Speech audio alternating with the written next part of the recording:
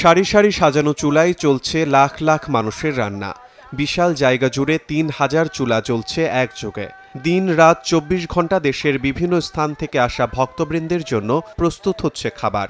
রান্নার কাজে নিয়োজিত রয়েছেন প্রায় ৩০,০০০ স্বেচ্ছাসেবক। প্রতি ঘন্টায় রান্না হচ্ছে ৩ লাখ মানুষের খাবার। কেউ ভাত, কেউ ডাল, কেউ বা রান্না করছেন মাংস।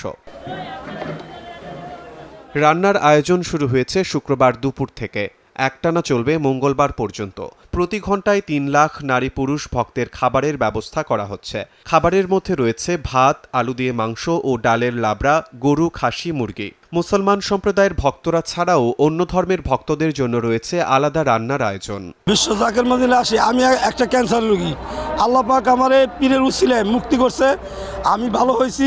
হুকুমে আমার আব্বার পা অনেক ভালো হয়ে গেছে, সেখান থেকে আমার আব্বার বিশ্বাস, সেখান থেকে আমরা ছোটবেলা থেকে দর্শকে আসি। রান্নার পর সারিবদ্ধভাবে রাখা হচ্ছে খাবার, সেখান থেকে নিয়ে যাওয়া হচ্ছে নির্দিষ্ট জায়গায়। সারিবদ্ধভাবে ভক্তরা মাটির প্লেটে তুলে নিচ্ছেন খাবার। খাওয়া শেষে মাটির প্লেট ধুয়ে রাখছেন নির্দিষ্ট জায়গায়। এত ভক্তের সমাগম হলেও নেই কোনো বিশৃঙ্খলা। ফরিদপুরের সদরপুর উপজেলার আটরশি বিশ্ব জাকের মঞ্জিলে ওরস উপলক্ষে কয়েক কিলোমিটার এলাকাব্যাপী তাঁবু স্থাপন করা হয়েছে। দেশ বিদেশের বিভিন্ন প্রান্ত থেকে সড়ক, রেল ও নৌপথে বিভিন্ন যানবাহনে চেপে ভক্তবৃন্দ, আশিকান ও জাকেরানরা সমবেত হয়েছেন। ওরসে আসা সকলের জন্য তবারকের পাশাপাশি রাত্রিযাপনের ব্যবস্থাও রয়েছে। নিরাপত্তার জন্য নেওয়া হয়েছে বাড়তি ব্যবস্থা। শনিবার ফজরের নামাজের মধ্য দিয়ে শুরু হওয়া ওরস মঙ্গলবার বিশ্বব্যাপী মঙ্গল কামনা করে আখেরি মোনাজাতের মধ্য দিয়ে শেষ হবে।